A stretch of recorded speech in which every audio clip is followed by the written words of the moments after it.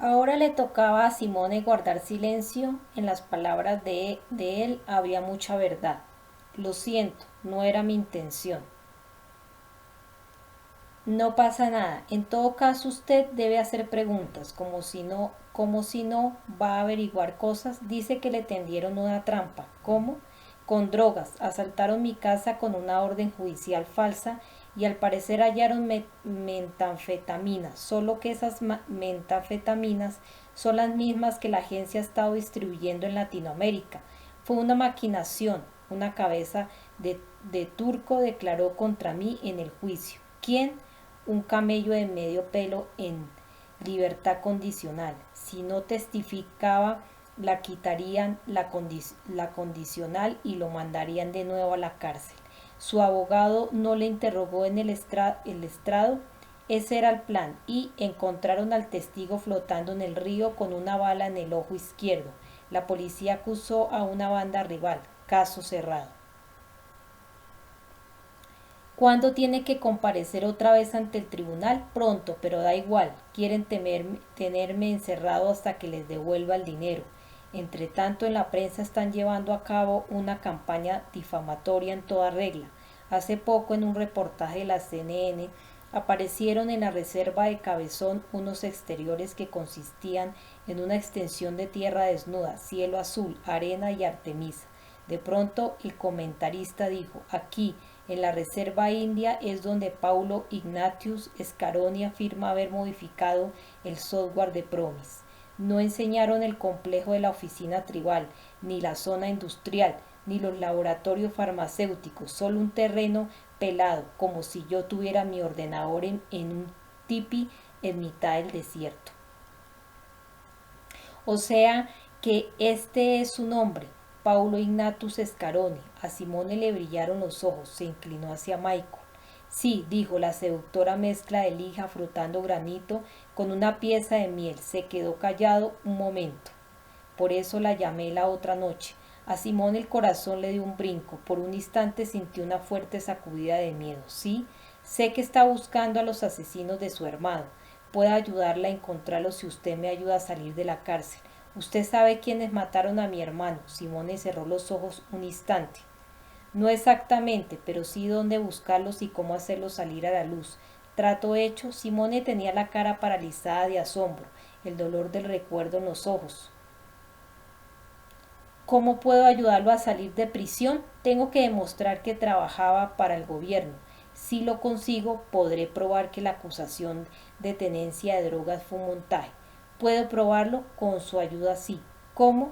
Fuera tengo mucho material comprometedor. Lo guardé para cuando la situación se complicara. Bueno, ahora está cayendo un chaparrón, diría yo. Está bien, escondido, pero no puedo llegar a él. Necesito que alguien de fuera sea mis ojos y mis oídos. Tengo que pensarlo, subrayó Simone, que buscó el brazo de Michael y tiró de él. Si no puede ayudarme, perderemos los dos, y para ello serán todas las bases. Durante unos instantes Simone se quedó en silencio, los ojos empañados por el velo de las lágrimas, las manos temblando, el temblor extendiéndose a la cabeza. ¿Está usted en peligro?, preguntó ella con calma. Michael la ayudaba a mantenerse firme con la mano derecha en el hombro y la izquierda sosteniéndole la mano. No pueden tocarme hasta que recuperen el dinero. También tengo discos, material realmente delicado que revela toda la operación de la A a la Z.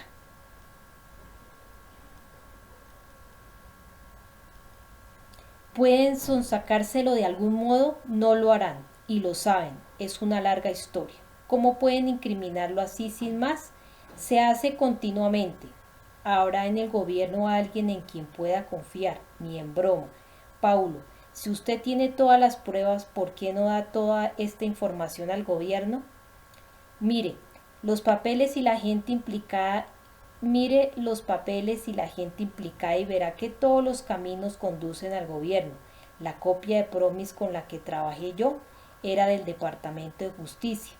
Me llegó ilegalmente por medio de un infiltrado. ¿Lo robó?, exclamó ella con voz entrecortada. Como le he dicho, se hace continuamente. ¿Cuál es la relación entre el Departamento de Justicia y Promis? Son las mismas personas, la mayoría de los organismos gubernamentales del país están involucrados. El común denominador es el dinero desaparecido. Sin él están todos jodidos. Compruebe las notas de Dani. Sé que él se hacía preguntas al respecto. Tiene que estar ahí. ¿Se hacía preguntas sobre quién? No lo sé. Se me ha acabado el tiempo. Debo irme. Recuerde, yo la ayudaré a usted si usted me ayuda a mí. Volveré a llamarla. ¿Cuándo? Se cortó la comunicación. Michael se dirigió al sofá donde había dejado caer su anticuado teléfono con grandes botones verdes y marcó el número de Curtis. No hubo respuesta. Sacó un papelito de la cartera, verificó el número y mandó un mensaje de texto. Sí, Christian está despierto, nos devolverá la llamada. El teléfono sonó al instante. Al cabo de 5 minutos, Michael y Simone cruzaban el vestíbulo en dirección a la salida, no sin antes saludar al portero, que seguía sentado en su taburete leyendo el periódico y relamiéndose con desgana. Capítulo número 41. Era pasada la medianoche cuando el agotado vicepresidente del Banco Mundial salió de su oficina del 1818 de la calle H en Washington para un taxi para el corto trayecto al aeropuerto. Subió a bordo de un jet privado a disposición de todos los altos ejecutivos del banco y menos de una hora después aterrizaba en el aeropuerto La Guardia de Nueva York. 10 minutos más tarde, Christian abandonaba un aparcamiento para ejecutivos en el extremo este de la Terminal Nacional 1, reservado para funcionarios gubernamentales y élites empresariales. Metió la quinta en su Bentley y pasó el cruce a toda velocidad justo cuando se ponía el semáforo en rojo. Calificar ese día de brutal sería quedarse corto. Alguien del Banco Mundial había filtrado un borrador de documento preliminar conjunto del banco y Citigroup, auspiciado por la Casa Blanca a través de un columnista financiero del New York Times. El gobierno presionó al director del periódico para que entendiera que en este caso renunciar a la confidencialidad de la fuente periodística interesaba a todos. El columnista financiero, bajo amenaza de despido fulminante, les había dado el nombre de Mike O'Donnell, irlandés afable y miembro destacado de la plantilla de Christian. Esto colocaba a Christian inmediatamente bajo sospecha como el hombre que estaba tras la filtración, razón por la cual el presidente de Estados Unidos no le había hecho la llamada telefónica prevista. Además, no había forma de encontrar a O'Donnell. Tenía un almuerzo de trabajo con un ejecutivo de Goldman Sachs, pero se lo había saltado sin dar explicaciones. Y una entrevista a las 6:30 de la tarde que había cancelado enviando un breve mensaje de texto en el que decía que se había demorado. No dejó un número de teléfono, ni siquiera uno de emergencia en el que pudiera localizarle, por lo que Christian sabía de O'Donnell. Esa omisión era insólita, sobre todo en su momento de desintegración de los mercados financieros y de apremiantes problemas económicos para el recién elegido presidente. Había demasiadas personas que pudieran precisar su consejo, su aprobación, su firma o información de alguna clase. Como principal ayudante de Belushi, pocos conocían el funcionamiento interno del Banco Mundial mejor que O'Donnell. No era lógico que cortara este vínculo a menos que se viera presionado a hacerlo por alguien o a espaldas de Christian o por voluntad propia. Lo que también resultaba extraño era que la noche anterior había limpiado su mesa, llevándose todos los efectos personales, como si previera la crisis y la traición. ¿Le habían pasado información? ¿Quién? ¿Por qué? Las sospechas recaían de nuevo sobre Christian C. O'Donnell. Era la fuente de la filtración. El vicepresidente ejecutivo del Banco Mundial querría, por razones obvias, que el culpable estuviera a salvo y lo más lejos posible. Christian pulsó el botón y llevó el dial a 107.0 KFPQ, cadena de noticias. A finales del año pasado, los consumidores cerraron de golpe sus billeteros y los fabricantes norteamericanos estaban tan poco preparados que no pudieron detener sus cadenas de montaje lo bastante deprisa. Por eso estamos viendo tantos despidos. Solo la semana pasada se anunciaron otros 500.000. Apuntemos esta cifra. La semana pasada 500.000 de personas se quedaron sin empleo. Mike, antes de hablar de acontecimientos venideros, creo que debemos echar un vistazo al asombroso drama que se está representando en el escenario. La actuación improvisada, no ensayada, sin precedentes, de los protagonistas de primera línea en Washington. La economía está hundiéndose deprisa, se les escapa de las manos. Así es, Martin, y todo el mundo está furioso ante los 700.000 millones de dólares y del pifarro del TARP, el programa de rescate de activos con problemas. El exsecretario de Tesoro dijo al Congreso, si no actuamos de forma rápida y radical, nos estallará un desastre en las manos, el peor colapso de Wall Street que nadie haya experimentado jamás. Ahora la nueva administración reclama al Congreso, si no actuamos de forma rápida y radical, nos estallará un desastre en las manos, el peor colapso de Wall Street que nadie haya experimentado jamás. Así habla el nuevo presidente, Martin. El dinero del TARP, Mike, ha sido succionado en un agujero negro financiero. En los próximos 60 días se quedarán horrorizados por lo rápido que golpea. Y más adelante van a horrorizarse de nuevo al ver lo prolongado que puede ser la crisis del empleo.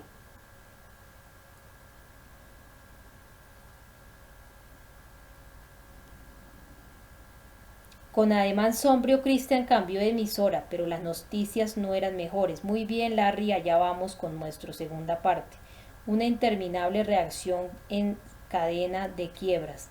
Hasta hace poco Katie parecía que el impacto era mayor en la propiedad inmobiliaria y las actividades financieras afines. Ahora está propagándose a minoristas, grupos mediáticos, incluso de telecomunicaciones. Esta es la primera lista. La segunda es de las empresas no financieras que a nuestro juicio están condenadas a la quiebra a finales de año. Sea como fuere, sufrirán unas pérdidas increíbles de puestos de trabajo cuando no desaparezcan directamente. ¿Tienes alguna otra previsión financiera, Larry? Una fuerte, Katy. Bien, una previsión final y global. Este será el año de la gran dustop financiera, cuando los futuros historiadores escriban el capítulo correspondiente a este año, podrán que fue el año en que Norteamérica padecía una hambruna de dinero de proporciones épicas. Si vamos sumando todo, se reduce a una disminución de los ingresos, millones de cheques llevados por el viento, rentas por intereses reducidas prácticamente a cero, dividendos retrasados, rebajados o cancelados, minusvalías de las acciones, el patrimonio nacional esfumado. Para muchos norteamericanos el panorama es alarmante.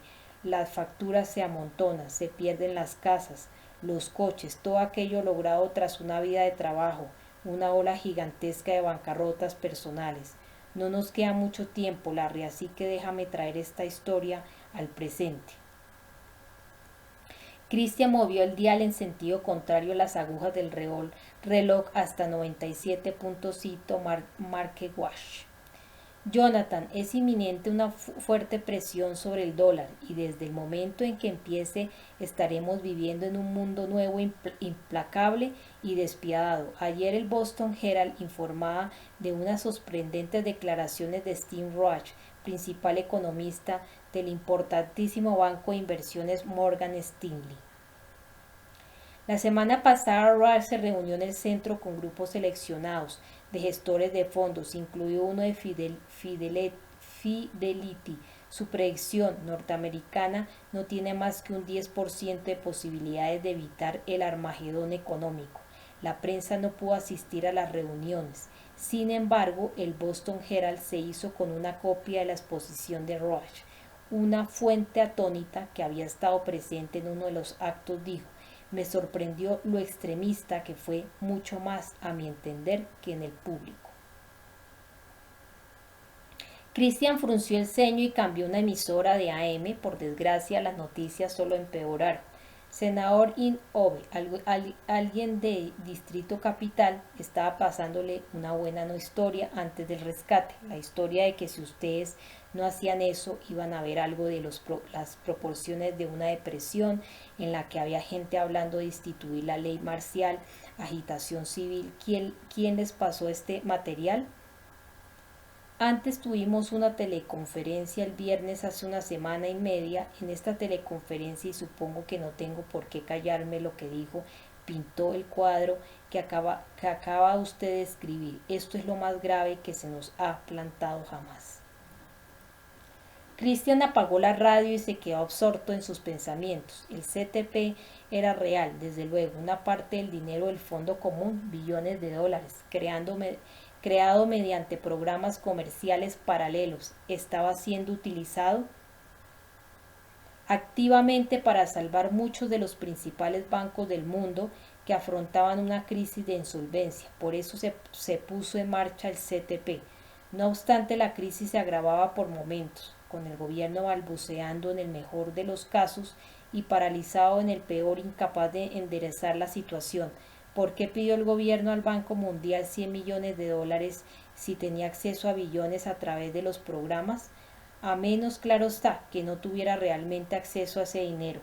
Así pues, ¿qué pasó? Christian reparó en que si el dinero no estaba, toda la economía mundial se hallaba conectada a la máquina de respiración asistida, con meses como mucho de vida. Lo recorrió un escalofrío, tenía tal confusión mental que tuvo que cerrar los ojos un momento para encontrarle un sentido a todo. ¿Dónde está el dinero? En Bentley de Christian giró a la izquierda y subió sin esfuerzo por una rampa empinada mientras se abrían en silencio las puertas del garaje. En menos de 30 segundos había aparcado el coche y cerrado la portezuela. Miró la hora. Las 2:05, dijo alguien a Christian en un susurro. Christian se volvió de golpe, salió una sombra detrás de la columna, sostenía en las manos un objeto alargado. Alarmado, Christian miró la sombra y luego el objeto, comprendió al instante de qué se trataba. No lo haga, por favor, si quiere dinero se lo haré, puedo pagar. Dio un paso vacilante y otro. El fervor unido a la desesperación en sus ojos, muy abiertos, ansiosos. Ya estoy bien pagado, pero gracias por su amable oferta. Fueron 2 tiros seguidos. Christian notó un calor abrasador al caer de espaldas. La mano izquierda aún sujetaba el maletín, la derecha, el estómago, oyó pasos lentos y pausados. Ahora tenía la sombra encima. Por lo visto he fallado. La sombra se detuvo, examinando desde arriba a su víctima caída. No estoy acostumbrado a disparar sobre personas que están de mala racha. Soltó una risotada. Pésimo intento de ser gracioso. En todo caso, los ácidos del estómago se filtrarán hasta la cavidad torácica y lo envenenarán por dentro antes de que llegue la ambulancia. Se secó la frente con el dorso de la mano enguantada y se agachó junto a Christian, apoyado en los codos. Una luz se deslizaba en sus gemelos de plata. La sombra estaba tan cerca de la cara de Christian que éste podía olerle el peppermint. ¿Le gusta la poesía, señor Belusi? La sombra se quitó una pelusa de la manga. La vida es un gozo trémulo, un regalo que no es concedido. Desgraciadamente, cuando le damos el valor que tiene suele ser demasiado tarde. Abrió la puerta del conductor, se inclinó y se miró en el retrovisor. Este es mi regalo, la despedida para usted. La otra forma, si es forma lo que forma no tenía, de miembros y junturas distinguibles, o sustancia de llamarse lo que forma parecía, pues parecía una y otra. Milton, el paraíso perdido. La muerte nos guía con delicadeza, señor Belusi. El asesino examinó el cilindro, la fea prolongación perforada de un cañón que garantizaba la reducción del nivel de decibelios de un disparo al de un escupitajo. Sopló una ráfaga de viento, pero Christian ya no oía. Veía las cosas a través de una bruma y al hallarse en un estado próximo a la muerte, sin darse aún plenamente cuenta al final, ahora se veía a sí mismo envuelto en llamas, fundiéndose con la nube paradisíaca hasta desaparecer en un maravilloso desfiladero del cielo. De accord mon ami, au revoir mon cher.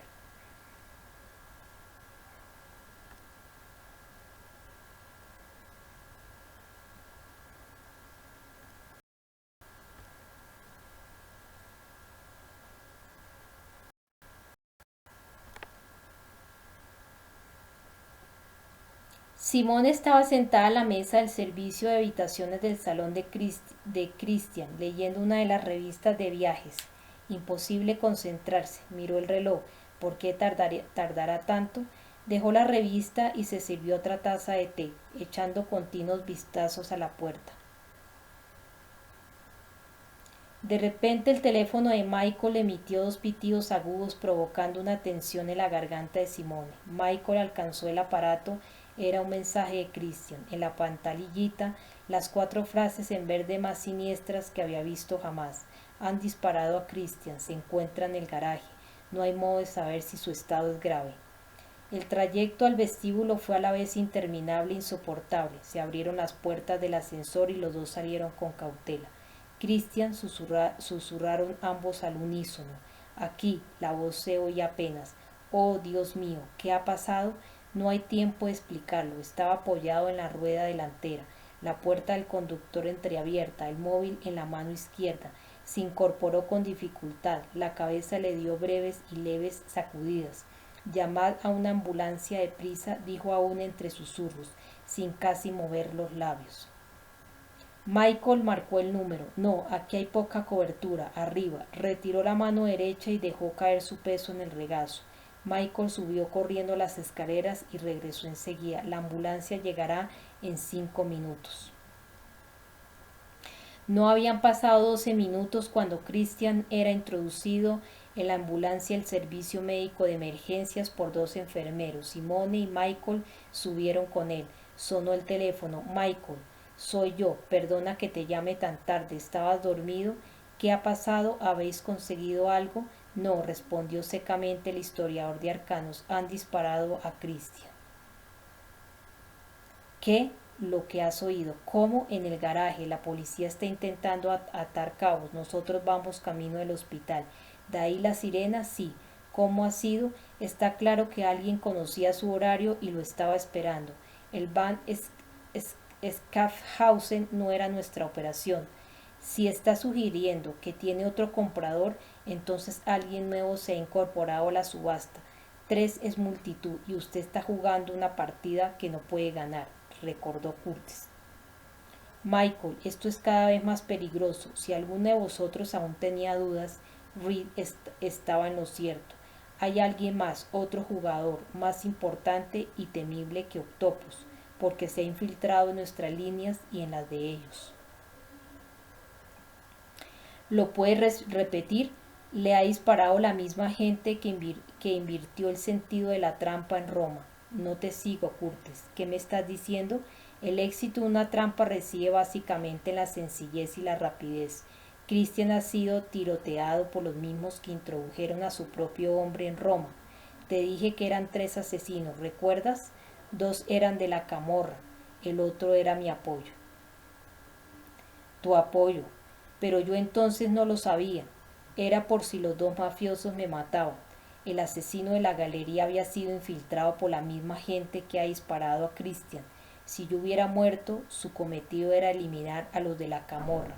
Pero tú lo eliminaste, cortando así su conexión con quien estuviera detrás. ¿Por qué la pantomina? El japo era su póliza de seguros. El tipo no estaba allí para matarlo, sino para ayudarlo a escapar. Muy bien, soy corto de entendederas, dijo Michael con voz apagada. Es una vieja historia, Michael. Old Boys Club, Segunda Guerra Mundial, Corea, Japón, Lila Dorada.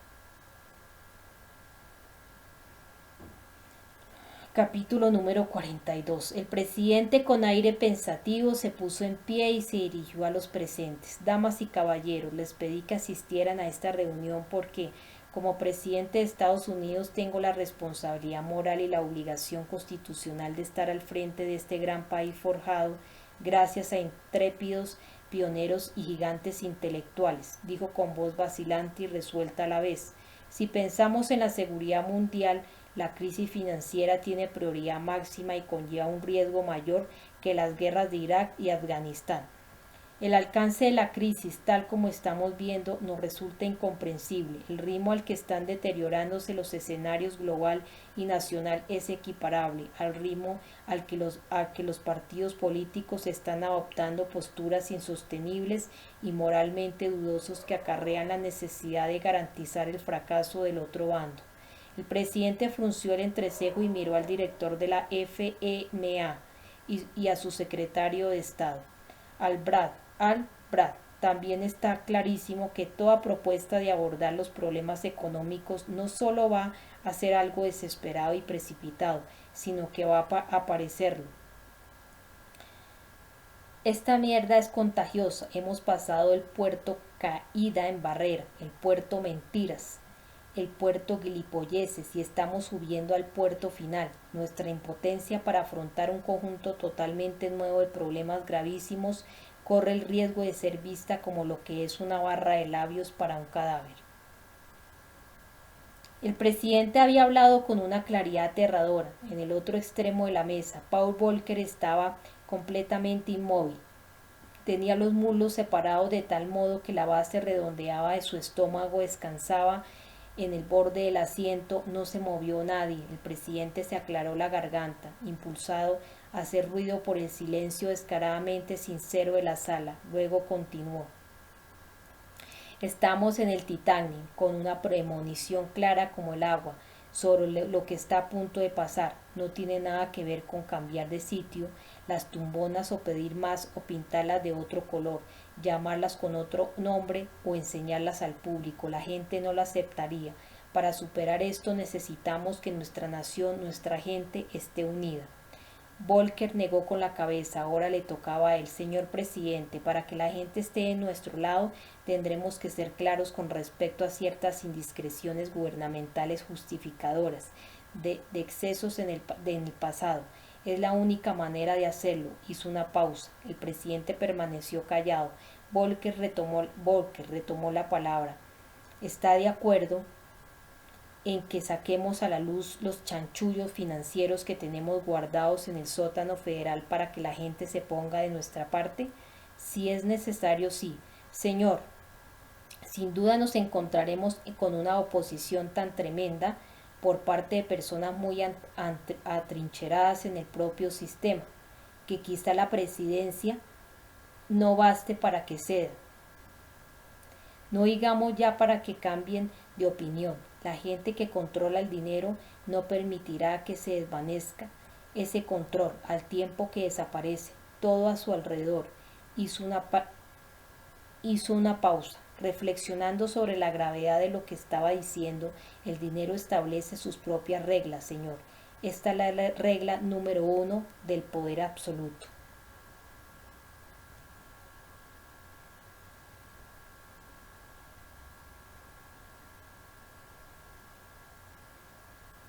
No sea ridículo, Paul, dijo el presidente inclinándose hacia adelante y mirando fijamente a Volcker. El poder absoluto, el nuevo orden mundial, las sociedades secretas, incluso Blancanieves y los 7 enanitos no son cosas monolíticas.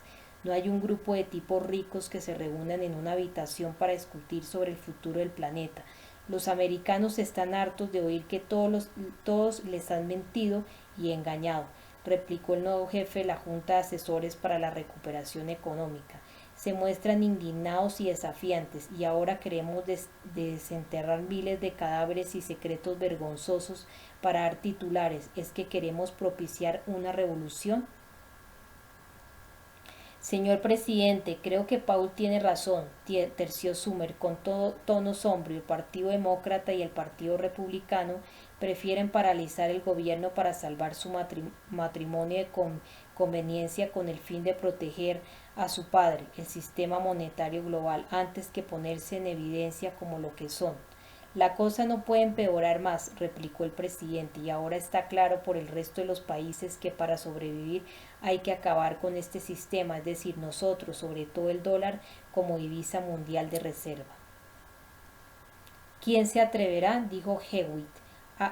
Somos el país más poderoso del mundo, pero no somos más poderosos que el mundo. Se levantó. Nuestra prioridad inmediata debe ser el dinero. Perdido, encuéntrenlo. Me da igual con quién diablos cierran un trato.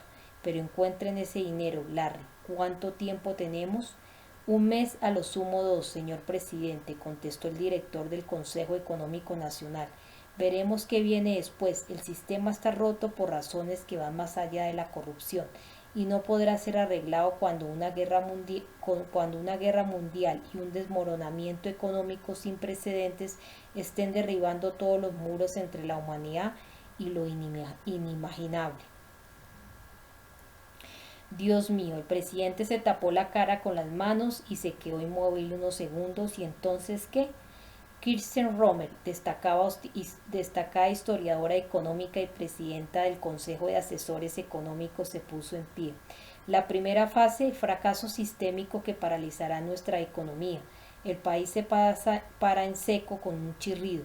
Nada de prestaciones sociales, impuestos estatales o subsidios de desempleo. Se acabaron la seguridad social, la asistencia sanitaria, el apoyo a la infancia, los vales de alimentos para los pobres o el dinero para pagar a los 3,5 millones de funcionarios. Hizo una pausa. El panorama que preveo es que en cuestión de días el pánico disparará los precios de forma considerable y como la oferta ya no podrá satisfacer la demanda, el mercado se paralizará a unos precios demasiado elevados para los engranajes del comercio, incluso para la vida cotidiana. Ya no llegarán camiones a los supermercados, el aparcamiento y la incertidumbre provocarán cortes de luz, violencia y caos. La policía y el ejército serán capaces de mantener el orden solo en la primera fase. El daño derivado de varios días de escasez y corte de luz pronto causará prejuicios permanentes que se iniciarán cuando las empresas y los consumidores no paguen sus facturas y dejen de trabajar. Esta será la segunda fase. La respiración débil y sostenida del presidente era para Romer la confirmación de que el comandante en jefe había captado la gravedad de la situación. Después de que nuestro país se vea afectado por una depresión casi instantánea y de que naciones de todo el mundo se vengan abajo y de que la gente haya hecho intentos desesperados por alimentarse, calentarse y conseguir agua potable, no habrá salvación. Comienza la extinción. Los pobres serán los primeros en sufrir las consecuencias, que en su caso serán máximas. También serán los primeros en morir. Esta es la fase final, dijo Romer a punto de quebrársele la voz. Es muy duro y doloroso admitir esta realidad. Sin embargo, señor presidente, la madre naturaleza no concede tiempos muertos. El presidente asintió aceptando la conclusión final de Romer. La política no es un fin sino un medio. Como otros valores, tiene sus falsificaciones. Se ha puesto tanto énfasis en lo falso que ha quedado oscurecida la importancia de lo verdadero y la política ha acabado transmitiendo un mensaje de egoísmo artero y astuto y no de servicio franco y sincero. El presidente cayó un instante y luego prosiguió. Quiero soluciones claras. Le dolía la espalda y la cabeza. Señor, creo que en este momento, en un imperativo incuestionable identificar sistemas de misión crítica, intervino William Stagg, coordinador de la Oficina de Estado de Preparación Nacional. Los cuchillos están altos y se acercan rápidamente puntos de no retorno. Si esto va mucho más lejos, sabremos enseguida si Estados Unidos y el resto del mundo viven o mueren. Es más, sabremos si la sociedad civilizada es una opción o un sueño irrealizable. Si no es una opción válida, los bárbaros que están a las puertas entrarán llevando consigo un hambre de lobo.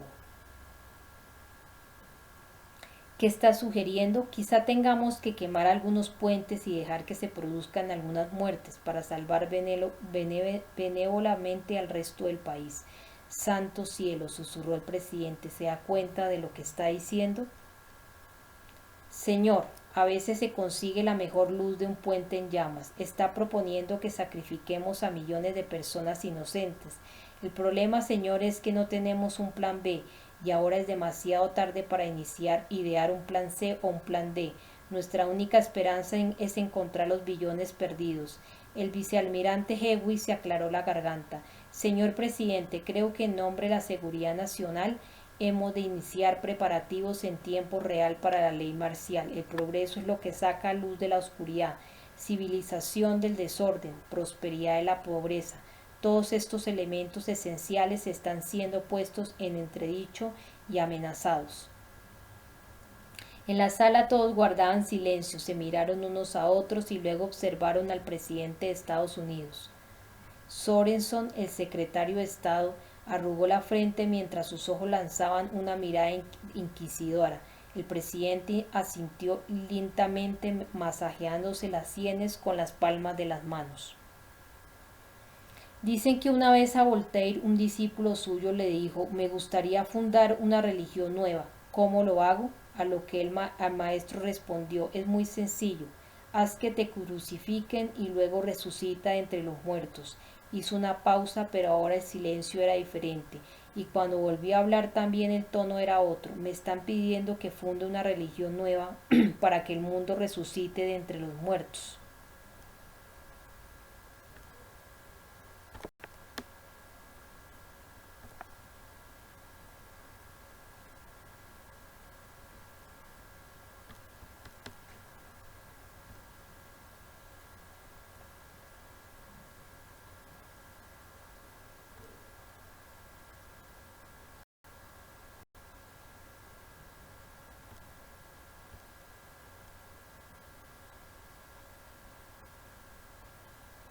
Voltaire también dijo que el cañón, en sus diversas formas, saldría a escenas antes de que todo hubiera terminado.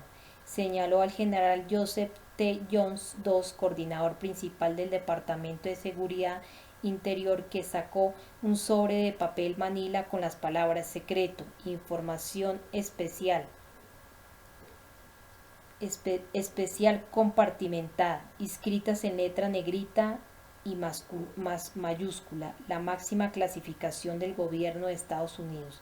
Señor presidente, la agencia hace muchas cosas en muchos ámbitos, desde recogida de datos de inteligencia en bruto hasta guerra económica, reconocimiento de satélites, operaciones paramilitares que requieren cobertura y desmentido o tráfico de drogas, pero desde sus inicios se ha centrado en mayor o menor medida en la recogida de datos a largo plazo y operaciones encubiertas que han requerido el gasto y la paciencia de colocar a NOC, agentes encubiertos no oficiales o basas en misiones que pueden llegar a tardar 5, 10 o 15 años en dar frutos. Estos programas se han centrado siempre en eventualidades y sí, las cuales daban a entender que eran posibles múltiples resultados, que había alternativas futuras en las que se debía actuar e influir. Y, preguntó Sorenson, ya no quedan eventualidades. Y sí, Brad, insinúas que todos los países del mundo están apostando lo que tienen, sabiendo que después de este año habrá terminado la partida. ¿No es eso? El coordinador principal del Departamento de Seguridad Interior contestó sin la menor vacilación: sí, no hay más mañanas para arreglar nada. Ya está montado el escenario para el verdadero Armagedón. Así que no tenemos elección. Me temo que no, señor presidente, dijo el director de la FEMA.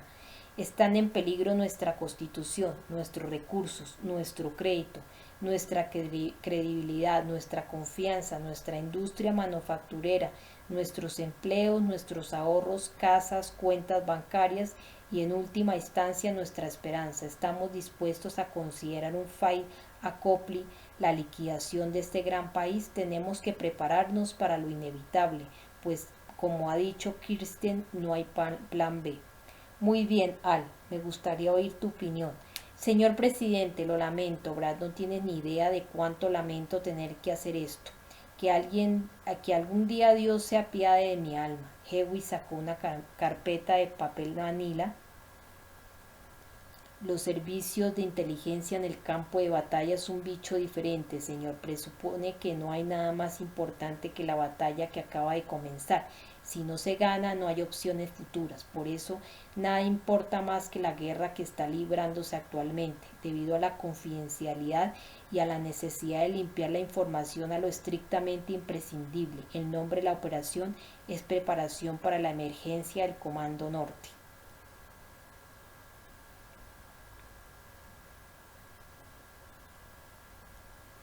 La reunión terminó unos minutos antes de las 4 de la mañana y todos abandonaron la sala de situación de la Casa Blanca. El secretario de Estado y el presidente fueron los últimos en salir.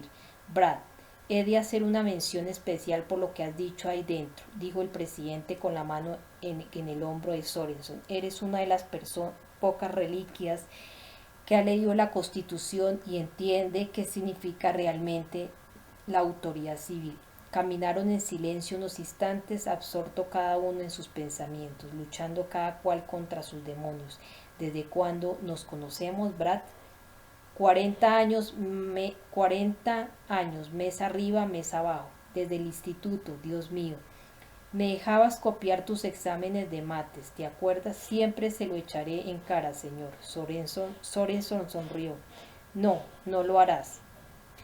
Eres demasiado ético. Siguieron andando unos cuantos metros más, inmersos en el silencio. ¿Qué pasa si tienen razón? Si solo nos queda una alternativa, ¿entonces qué? Las repercusiones me aterran. Escucha, Brad Hewey es un hijo de puta, pero en lo suyo es competente.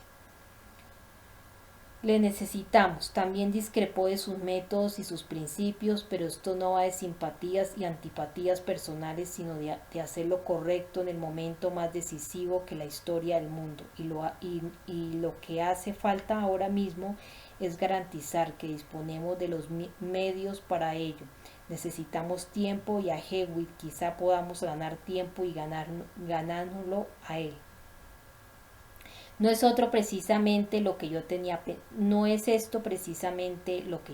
pensado, señor. Lo sé, Brad, lo sé. Mantendré a Hewitt lo más lejos posible del Departamento de Estado para que no se inmiscuya en nada tuyo. Pero hemos de hacerle sitio, echarle un cable si quieres, algo tangible, a lo que pueda agarrarse, conociendo su valor. Señor presidente, no entiendo una palabra. Lo sé, estoy siendo críptico adrede. Silencio, luego prosiguió. Dejemos que juegue a soldaditos, es lo que hace mejor, pero al final los soldados no pueden arreglárselas solos, porque no tienen ni idea de política, interrumpió el secretario de Estado. Exacto, recuerda, hasta el último momento las decisiones se tomarán aquí en la Casa Blanca. El presidente miró a Sorenson y le dirigió una sonrisa tímida y tranquila. Lo tendré amarrado mientras tú buscas el dinero. Por cierto, añadió mientras ambos iban hacia la salida. ¿Cómo lo hicieron? Sorenson miró de reojo al presidente. Te conozco, Brad. Cachearías a Jesucristo si tuvieras ocasión. Mediante un sistema informático muy sofisticado. El presidente alzó las cejas. Un programa informático.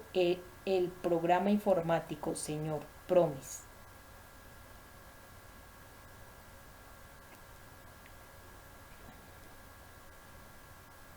El ascensor se paró en la tercera planta, sonó el timbre y se abrió la puerta. A su derecha, señor, dijo un hombre calvo y de semblante apagado que parecía un banquero arruinado. El pasillo brillaba con un blanco inmaculado, lo que cuadraba con la fama del hospital Mount Sinai. Curtis dobló a la derecha y continuó pasillo abajo, advirtiendo que las habitaciones que dejaba atrás eran como suites de hotel, mucho más grandes de las que la de los hospitales normales. Pero claro, el Mount Sinai no era un hospital corriente, se trataba de un centro de salud para los más ricos y poderosos del mundo, donde eran desplumados abusivamente por los servicios que se le prestaban. Con respecto a la admisión, tan exigible era la exclusividad como la seguridad. Uno de los guardias que le lucía el uniforme de una empresa privada de seguridad, aunque parte de la entidad era propiedad del gobierno. Verificó el nombre de Curtis en una lista y con un educado por aquí, señor, lo guió a través de una puerta de roble barnizado con una luz roja parpadeante en lo alto del marco. Permanecía fiel a los cuellos almidonados y a los gemelos, estaba diciendo Simone, pasándole la lengua por los labios y devolviendo la taza a la mesa. El aroma al café había invadido la habitación. ¿Fiel a quién y dónde? Curtis. Michael se relameó y sacudió la cabeza. La tensión se reflejaba en su pálida cara. Le estaba hablando a Michael de mi padre. Curtis miró a la izquierda. La cama estaba intacta. Le recorrí el cuello un cosquilleo de aprensión e inquietud. Está en el quirófano. Nos han dicho que esperemos aquí. Hubo una pausa, otros 10 minutos y habría sido demasiado tarde. Curtis miraba al vacío. Fíjate en nosotros, dijo Simón intentando levantar el ánimo general. Tenemos un aspecto horrible. Curtis miró la pantalla de plasma situada en el rincón de la habitación. ¿Ha salido el tiroteo en las noticias?, preguntó. En un boletín especial de la CNN. Pocos detalles, hablaba de un atraco, contestó Michael. Curtis, dijo Simón en voz baja. En la televisión hemos oído cosas tremendas. No sabía cómo preguntarle. Estaban hablando de ley marcial. El resto quedó sin decir. Simone se alejó de la mesa y se apoyó en la pared. Más alejada, Curtis cerró los ojos como si estuviera en trance. Michael miró a Simone, ambos miraron a Curtis y luego uno a otro de nuevo. No, no puede ser. El Ranger negó con la cabeza. Cuentan aproximadamente con el 10% de la fuerza militar.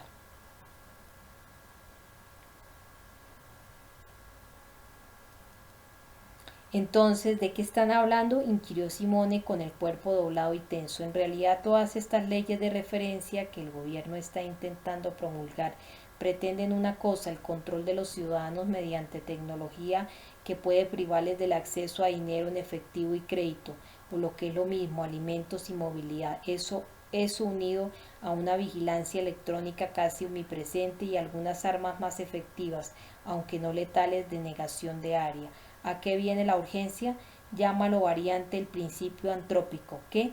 Matriz de probabilidades. Cuando estáis en la autopista, ¿habéis notado con qué frecuencia encontraréis en el carril lento? Sí. ¿Por qué pasa eso?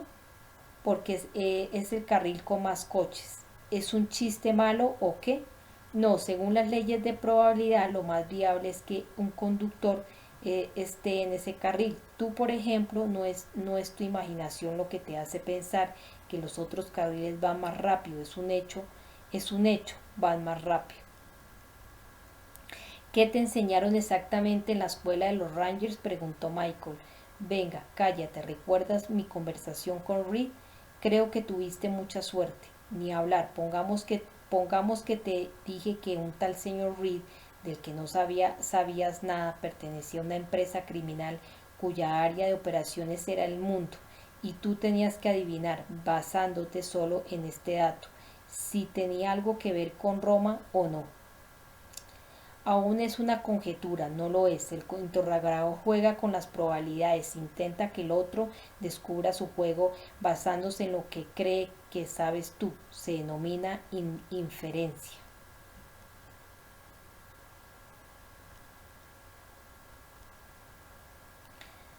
¿Qué tiene que ver todo esto con la ley marcial?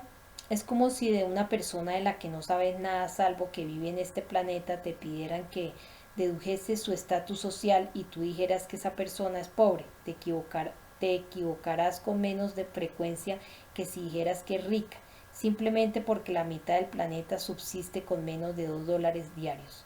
¿Qué tiene que ver con la ley marcial?, volvió a preguntar Michael. Creo que ahora tiene más miedo de que entre los que están a punto de morir surja un Espartaco o varios. Esto es una matriz de probabilidades, por eso hablan de ley marcial. Simone se sentó en el borde de la silla, luchando por mantener los ojos abiertos. Curtis se apoyó en la pared y guardó silencio. Continuamente le venía a la cabeza un pensamiento aterrador. Al implicar a Christian, había puesto su vida en peligro. Tiempo presente, aún corría peligro, aún no estaba a salvo. Le recorrió un escalofrío, identificó el síntoma, miedo. No tenía miedo por él mismo. Curtis miró a su viejo amigo. Michael se puso en pie, agitado, le palpitaba una vena en la frente. Era como si le estuviera leyendo el pensamiento. Primero Curtis, luego Christian. ¿Cuál sería la siguiente víctima de esa locura? Llamó Scaroni, dijo Simone. Curtis sacudió la cabeza incrédulo. ¿Cuándo? Anoche. ¿Lo grabaste? No, no supimos cómo poner el maldito manos libres. Curtis sacudió la cabeza incrédulo. ¿Y qué dijo? Si yo lo ayudo a salir de la cárcel, él me ayudará a encontrar el asesino de Danny. ¿Eso dijo? ¿Y cómo piensa ayudar si está en la cárcel? ¿Crees que no está ahí? No lo sé, y hasta que no lo pueda averiguar es una lija frotando a granito. Si pertenece a inteligencia, es la cuerda floja, entonces las reglas están claras.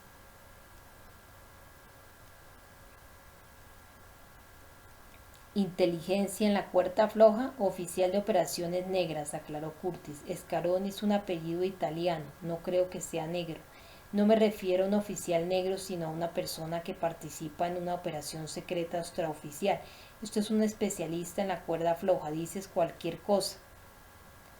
Haces cualquier cosa, manipulas, urdes situaciones, mientes y engañas sin parar, en especial si puedes conseguir alguna ventaja y gracias a ello tender una trampa, explicó Curtis con la voz tensa, al borde del rencor, porque esta ventaja solo se puede lograr engañando a fuentes que se saben, poseedoras de secretos peligrosos para su vida. Es programador informático. ¿Eso te dijo?